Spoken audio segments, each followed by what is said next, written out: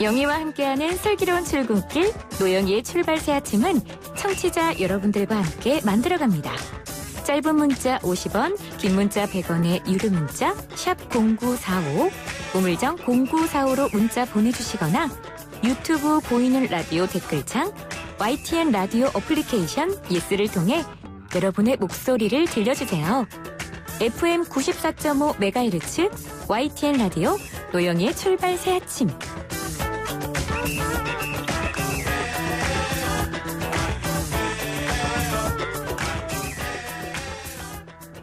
네, 저희가 오늘 앞서 그 마스크 대란으로 알아본 것처럼 신종 코로나 바이러스 때문에 국민적 공포와 불편이 많이 확산되고 있습니다. 결국 정부가 모레부터는요, 중국 후베이성을 방문한 모든 외국인의 입국을 전면 금지하는 조치를 취하기도 했죠. 현재까지 업데이트된 정보를 좀 살펴보고요. 특히 전문가 모시고 좀 정확한 진단을 한번 들어보는 게 필요할 것 같습니다. 전 질병관리본부장을 역임하신 전병률 차의과대학 예방의학과 교수 스튜디오에 모셨습니다. 안녕하세요. 네, 안녕하세요. 전병률입니다. 네, 이제 질병관리본부 사실은 본부장을 역임을 하셨지 않습니까? 네. 요즘 제일 힘드신 분이라 그러더라고요. 그렇습니다. 네, 아무래도 이제 국민 건강을 최우선적으로 지켜야 되는 최일선에 있다. 그렇죠. 그분은 뭐 요즘 24시간 밤낮이 없죠. 그러니까요. 네. 아니 근데 사실 이제 질본은 항상 잘해도 욕먹고 못해도 욕먹고 원래 그런 자리인 걸로는 알고 있는데. 네, 그렇습니다. 이번 같은 경우는 사실 대처를 어떻게 해야 되는지 이게 우리나라뿐만이 아니라 전 세계적으로 퍼지다 보니까 네. 너무 힘드실 것 같아서 네. 사실은 참 저도 좀 여쭤보셔서 죄송합니다. 네. 자, 그런데 이제 어쨌든 우리가 얘기를 해야 될 것 같은데 정부가 결국 중국 후베이성을 방문했던 외국인에 대해서 입국 금지를 하겠다라고 나섰습니다. 네. 그런데 사실 14일 정도 방문한 사람들에 대해서만 금지 조치를 한다고 하면 그게 효과가 있을까요? 솔직히 그러니까 말해서. 이제 14일 이내에 있었던 사람들을 얘기하는 거예요. 14일 동안이 아니라. 그렇죠. 14일, 지금으로부터 14일 전 네, 그렇습니다. 방문했다 온 사람들. 그래서 이제 미국이나 일본, 뭐 호주, 싱가포르 등 많은 나라들이 그 후베이성 또는 중국 전역에서 네, 치료했던 그렇죠. 사람들의 네. 그 자국 내 입국 금지를 지금 조치하지 않았습니까? 네, 네. 우리나라도 좀 때늦은 감은 있지만 어쨌든 이제 후베이성에서 14일 이내 그 체류했던 외국인의 입국을 금지한 것은 잘한 조치라고 생각을 합니다. 다만 아쉬운 점은 네. 중국에서 지금 현재 그 전체 환자 발생을 놓고 봤을 때 60%가 이제 후베이성 지역이고요. 네. 나머지 40%가 이제 광저우, 항저우 뭐 이런 다른 지역들이거든요. 그렇죠, 그렇죠. 그 40%는 또 우리가 방치가 되는 거란 말이죠. 네. 그렇기 때문에 앞으로 또 정부가 좀 더 이 심사숙고를 하셔서 후베이성 이외의 다른 지역에서 또 체류했던 그 외국인들의 입국 제한 조치도 긍정적으로 검토를 해야지만이 이 유입을 통한 국내 이 신종 코로나 바이러스 감염증 발생과 확산을 차단하는 데 큰 효과를 거둘 수 있다. 저는 그렇게 생각을 하고 있습니다. 그러니까요. 그래서 이제 미국이나 이런 그 외국의 선진국 뭐 소위 말하는 힘이 센 나라들은 중국인들 전체를 아예 못 들어오게 하겠다 뭐 이런 얘기 하지만 네. 또 우리 같은 경우는 아무래도 중국과의 관계를 또 고려하지 않을 수 없으니까 외교적인 차원에서 보면 어쩔 수 없다 뭐 이런 얘기도 하더라고요. 그러니까 이런 질병 관련된 부분들이 그런 외교적인 힘의 논리 때문에 어느 정도 또 정책을 수립하는데 좀 제한받는 거 이런 거는 조금 어떤가 모르겠어요. 물론 이제 뭐 그런 부분들이 없지 않아 있겠지만 네. 지금 현 상황에서는 중국의 이런 저 상황, 예를 들어서 이 환자의 급증 또 사망자의 급증 또 이런 환자들이 타 외국으로 이제 전파가 되는 그런 상황을 비춰봤을 때 네. 우리 국민의 건강과 또 생명을 지키는 것이 그 무엇보다도 가장 중요한 그런 상황이기 때문에 정부 당국에서는 다른 무엇보다도 이 상황을 제일 염두에 두고 결정을 해야 된다. 네. 그렇게 생각을 합니다. 그러니까 그럼에도 불구하고 국민 건강이 제일 우선이다. 네, 그렇습니다. 그렇죠. 자, 그렇습니다. 자, 먼저 또 사람들이 이제 궁금해하는 것 좀 여쭙겠습니다. 주말 사이에 나온 내용이었는데 무증상 감염자, 그러니까 네. 무증상 감염자로부터 전파가 되냐 안 되냐 이게 사실 지난주 내내 논란이었지 않습니까? 네, 네. 근데 중국에서 그런 한번 말을 하고 났는데 우리나라의 전문가들은 오히려 걱정하지 말아라 이런 얘기를 했었어요. 솔직히 말하면. 네.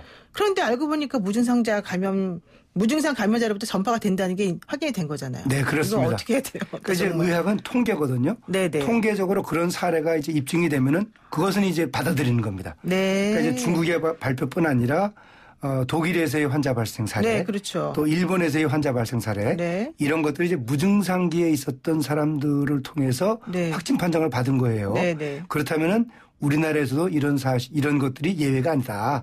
이제 그런 걸 이제 정부 당국이 이제 인정을 했다는 점이죠. 네. 무증상 감염이라는 것과 또 잠복기 감염. 잠복기는 말 그대로 균이 자라는 상황이에요. 그렇죠. 그래서 잠복기 감염과는 다른 겁니다. 다만 무증상 감염은 몸 안에 바이러스가 있는데 네. 증상이 나타나지 않을 뿐이다. 또 증상이 있다 하더라도 아주 미비한 증상이어서 네. 이 감염자가 그걸 인지하지 못하는 그런 상황이다. 네, 네, 그런 네. 거를 의미하는 겁니다. 따라서 네. 그 약간의 좀 이상 증상이 있을 때 물론 네. 요즘 이제 환절기고 또 날씨가 춥고 그래서 감기 환자가 많기 때문에 네. 이 발열 증상, 호흡기 증상이 빈번하게 일어나는 흔한 증상이라서 국민들이 좀 혼란을 겪을 수 있겠지만 네. 이럴 때일수록 또 침착하게 가까운 보건기관이나 의료기관에서 본인들의 어떤 증상을 진단받고 네. 또 다행스러운 것은 이제 정부가 신속 진단 키트를 이제 의료기관에 배포를 하기 시작을 했습니다. 네, 키트가, 네. 이 신속 진단 키트를 사용하게 되면은 네. 빠르면 6시간 또 8시간 이내에는 양성 음성이 이제 구분이 돼요.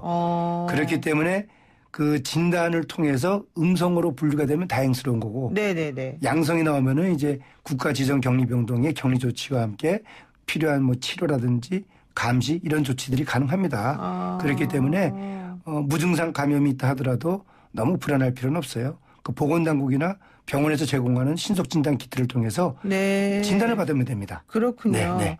그러니까 무증상 감염하고 잠복기 감염이 구분이 되는 개념인데 네, 네. 무증상 감염이라고 하는 거는 바이러스가 있지만 증상이 없는 거죠. 증상이 없는 거다. 네, 네. 그다음에 잠복기 감염이라고 하는 거는 바이러스가 자라고 있는 그렇죠. 아직 네. 완벽하게 다 형성된 건 아닌 상황을 네. 말한다. 잠복기는 말 그대로 균이 바이러스가 막 자라고 있는 상태예요. 그런데 우리가 모르잖아요. 네, 우리는 일반인들이 알 이게 수가 없죠. 무증상 감염인지 잠복기 감염인지 모르는데 그럼 어떻게 해야 돼요? 일단은 일단은 일상생활은 하되 이제 우리가 말하는 개인위생 수칙을 철저히 지킴으로써 그런 위험에 노출되는 것들을 최소화해야 되겠죠. 그렇군요. 네. 그리고 혹시라도 자기가 그런데 갔다 왔거나 노출이 되면 직접 그때는 빨리 뭐, 연락을 해가지고 네. 조치를 취해야 된다. 그리고 아까 말씀하신 신속 진단 키트 네. 이걸 적극적으로 활용하는 것도 필요하다. 네, 네. 이런 얘기시군요. 또 중요한 게요. 2차, 3차 감염 이거 구분하는 것도 조금 필요할 것 같은데요. 네네. 잠깐만요. 예예. 저도 지금 감기에 거의 예. 막빠집니다. 네, 맞습니다. 예. 2차, 3차 감염이라는 것은 이제 감염원이 누군지 알고 있는 상태에서 네네. 그 다른 사람에게 전파가 되면 그 2차 감염이고.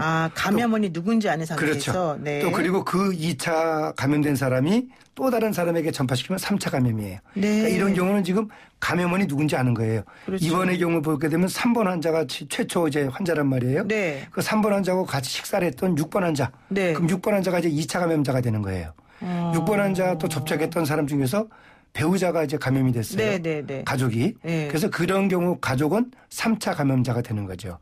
그래서 이제 3번, 6번 그리고 이제 배우자인 그 10번 감염자의 네. 접촉자가 총 한 130여 명 돼요. 그러니까 그분들을 또 관찰해서 거기에서 추가로 또 나오면 또 4차 감염자가 나오는 거죠. 네. 근데 이런 감염자들은 다 감염원을 아는 그런 상황이기 때문에 네. 보건당국이 통제할 수 있는 범위 내에 있다. 이제 그렇게 보면 좋겠습니다.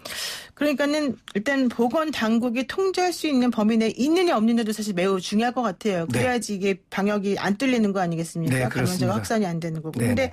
사실 아까 얼핏 말씀하셨습니다만 4차 감염도 나올 수 있고 네, 5차 네. 감염도 나올 수 있기 때문에 그 부분이 좀 어려운 것 같은데 저희가 지난번에 보도를 한번 보니까 무슨 뭐 음식물이나 중국 후베이성에서 나온 수산물 시장에서 근처에서 나왔던 음식물이나 뭐 쓰레기 이런 데에서 바이러스 균이 나왔다 이런 얘기 좀 나오기도 하더라고요. 네, 네. 그러면 결과적으로는 그런 바이러스 균들이 여기까지 연결해서 이제 나왔다고 볼 수밖에 없는 건데 이게 이렇게까지 전염력이 강한가요? 사실 우리는 그거랑 관계도 일단 없는데. 그 후베이성의 그 화난 수산시장에서 네.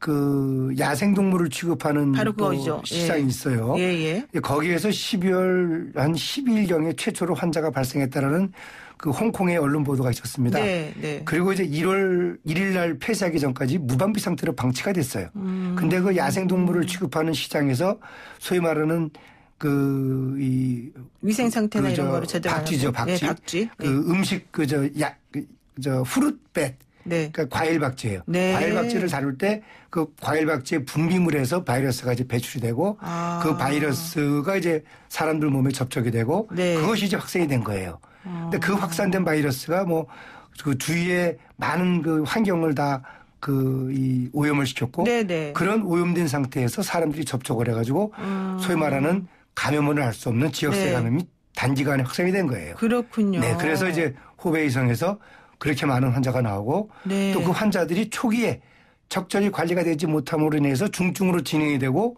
지금처럼 사망자가 급상승하는 그런 양상이죠. 그러니까 우리나라는 네. 그것과는 다른 양상이다. 그렇죠. 다른 상태다. 그렇게 보시면 되겠습니다. 그러니까 후베이성에서 처음에 일어났을 때 그게 적절히 초기에 치료가 됐으면은 초기에 이제 딱 그 폐쇄가 되고 그렇죠. 거기에서 있는 모든 상황들을 발표를 해야 되는데 그걸 중국 당국이 1월 중순에서나 이제 네. 뒤늦게 발표를 했기 때문에 그렇죠. 지금과 같은 혼란이 야기가 된 거죠. 근데 대변에 의한 감염도 확인했다 그러는데 그렇다면은 마스크만으로 예방되는 게 아니겠습니까? 그러니까 대변에 의한 감염이라기보다는 네. 대변과 소변에 이 신종 코로나 바이러스가 확인이 됐다라는 거고 그것을 통한 감염은 아닙니다. 그러니까 이 신종 코로나 바이러스 감염증은 네. 말 그대로 호흡기 감염증이에요. 그래서 네. 이 소위 말하는 비말, 네. 그러니까 공기 감염도 아니고 비말 감염입니다. 비말 감염이 뭐예요? 그러니까 이제 우리가 이제 대화를 할 때 침방울 튀지 않습니까? 네. 그런 침방울은 보통 한 2m 정도 2m까지 간다고 그러던데. 가요. 네. 그러니까 그 2m 정도에 있는 사람들과 대화를 할 때 네. 환자의 그 이 바이러스가 농축된 그 분비물이 전달이 되는 거예요.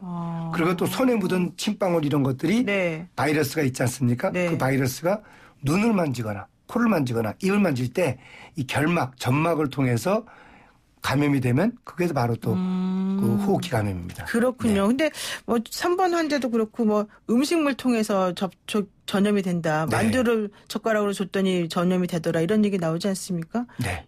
근데 그건 음식물을 통한 감염이 아니라 네, 그것도 마찬가지입니다. 음식물을 섭취를 하지만 대화하면서 침이 튀겨서 가까운 거리에 있으면서 그런 환자의 가건물이 네. 호흡기를 통해서 들어갔다. 이제 그렇게 보시면 되겠습니다. 그러면 또 감염 여부 검사 정확도도 또 요즘 문제가 되더라고요. 네네. 8번 환자가 1차 검사 때 음성 판정이었다면서요. 네, 그렇습니다. 그러면 이거 어떻게 되는 거예요? 믿을 수가 없는 거 아니에요? 일단 네. 그 메르스의 경우에도 그런 음성에서 양성으로 확진 판정을 받는 네네. 경우가 있어요. 네. 그러니까 검사라는 것은 그 당시에 가건물에 바이러스 양이 얼마나 농축이 돼 있느냐에 따라서 음성도 나오고 양성도 나올 수 있는데 네네. 이 8번 환자의 경우에 초기에 검사했을 때 1단계, 2단계 검사를 해요. 그래서 1단계 그 판 코로나 바이러스 검사. 네. 그거는 이제 코로나 바이러스 전체를 놓고 보는 거예요.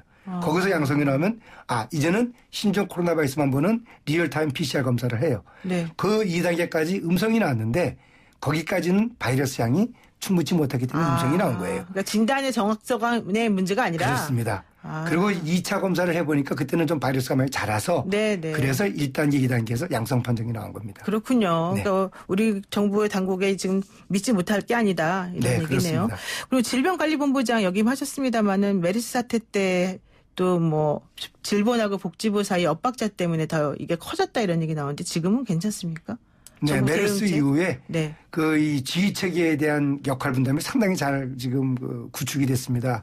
그러니까 쉽게 말하면 질병관리본부는 이 신종 감염병의 대통령이다 이렇게 보시면 돼요. 네, 그래서 신종 감염병과 관련된 모든 그 의사결정, 특히 이제 보건의료 체계에 관한 의사결정 그런 부분들은 질병관리본부와 보건의료계가 같이 협심을 해서 예. 결정을 하고 네. 그다음에 이제 보건복지부나 총리실 다른 부처들은 그 질병관리본부의 결정을 지원해주는 협력 체계입니다. 네. 쉽게 말하면 이제 서로 이제 머리와 손발의 이제 형태로 병행이 되는 거예요. 네. 그래서 어느 한쪽이 예를 들어서 행정부나 총리실이나 이런 쪽에서 지시하는 게 아니라 네.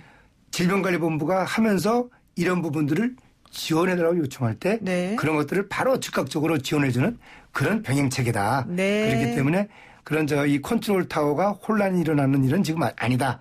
그렇게 보시면 좋을 것 같습니다. 우리 국민들이 좀 믿어도 되겠군요. 네, 그렇습니다. 네, 오늘 말씀 여기까지 듣겠습니다. 고맙습니다. 네, 감사합니다. 네, 지금까지 전병렬 차의과대 예방의학과 교수였습니다.